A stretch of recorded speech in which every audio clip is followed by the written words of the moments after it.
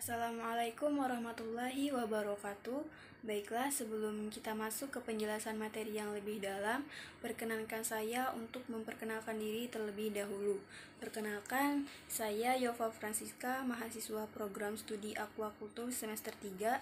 Di sini saya mendapat tugas mata kuliah dasar-dasar genetika ikan yang diampu oleh Ibu Fitri Silvalen SPI MP. Di tugas kali ini saya ditugaskan untuk membuat video yang menjelaskan tentang HIV life cycle atau siklus hidup HIV. Baik, saya rasa teman-teman sudah tidak asing lagi jika mendengar kata HIV.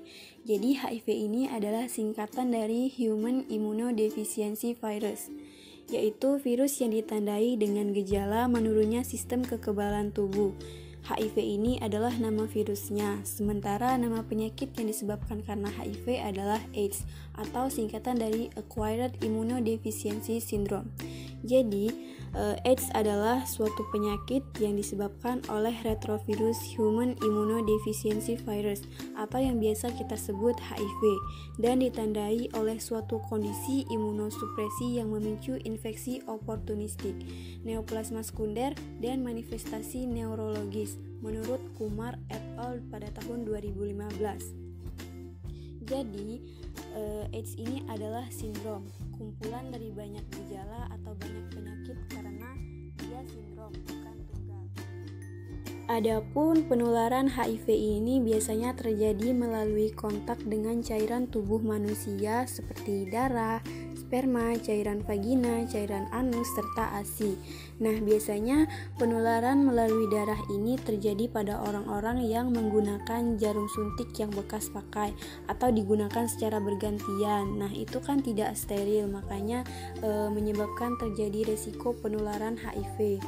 Penularan melalui sperma, cairan vagina, cairan anus ini biasanya terjadi pada orang-orang yang selalu melakukan hubungan seksual dengan berganti-ganti pasangan dan tidak menggunakan pengaman. Lalu penularan melalui ASI ini biasanya terjadi pada ibu-ibu yang menyusui. Nah, dia itu kan positif menyusui anaknya. Jika ibunya ini menderita penyakit HIV, maka positif anaknya juga tertular penyakit HIV dari ibunya. Baiklah, selanjutnya yaitu di sini ada gejala HIV dan AIDS. Gejala awal dari penderita HIV dan AIDS yaitu mengalami flu ringan pada 2-6 minggu setelah terinfeksi HIV. Flu bisa disertai dengan gejala lain dan dapat bertahan selama 1-2 minggu. Gejala lain mungkin tidak akan terlihat selama bertahun-tahun meski virus HIV terus merusak kekebalan tubuh penderitanya sampai HIV berkembang ke stadium lanjut menjadi AIDS. Jadi gejala dari HIV dan AIDS ini tidak langsung menyerang secara ganas, tapi dia diawali dengan dimulai dari flu ringan pada 2-6 minggu, lalu dilanjut dengan gejala-gejala lain sampai berkembang ke stadium lanjut yaitu menjadi AIDS. Nah, di sini kita akan belajar mengenai siklus hidup dari HIV. Di sini sudah ada gambar yang akan membantu kita untuk belajar mengenai siklus hidup dari virus HIV.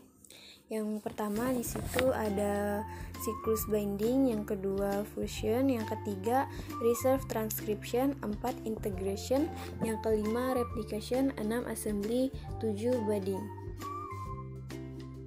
Baiklah, saya akan menjelaskan siklus hidup dari virus HIV. Yang pertama yaitu binding.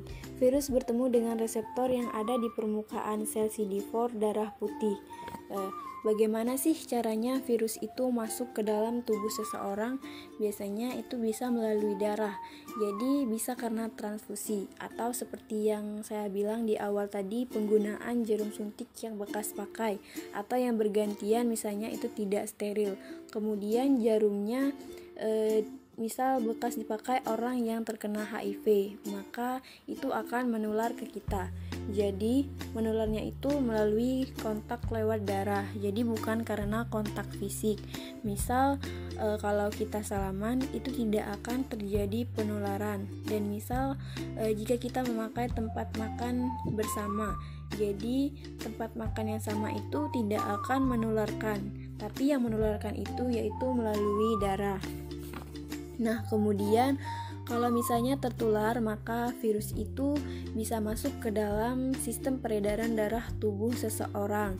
Kemudian setelah virus itu masuk ke dalam darah, organ atau target yang akan diserang oleh virus ini adalah sel darah putih atau biasa disebut sel CD4.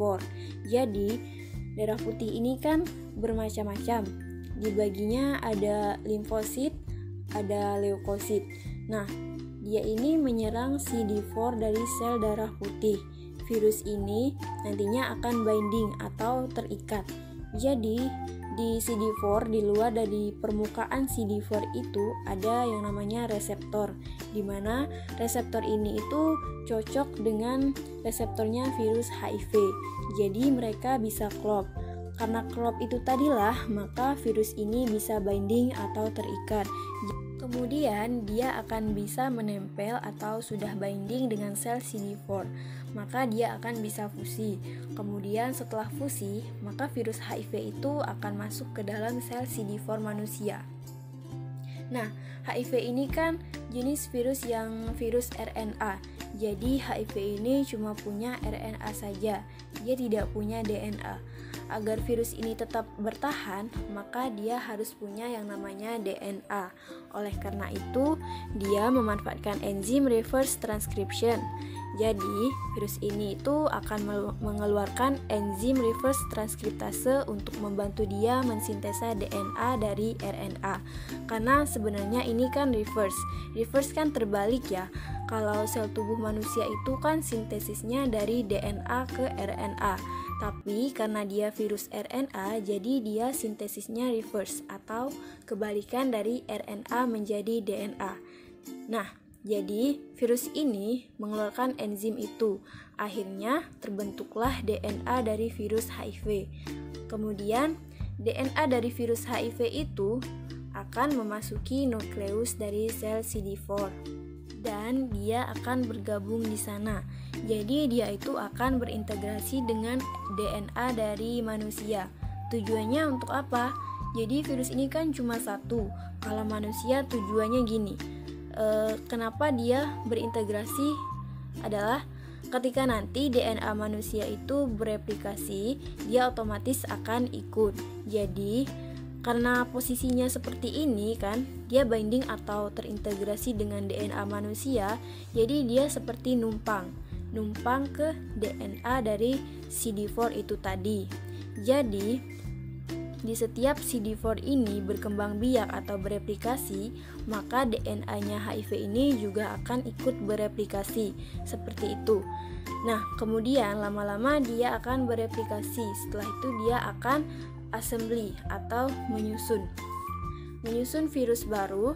Kemudian setelah virus barunya tersusun dan protein-protein lainnya, maka dia akan membentuk virus baru yang dia imatur atau yang belum dewasa.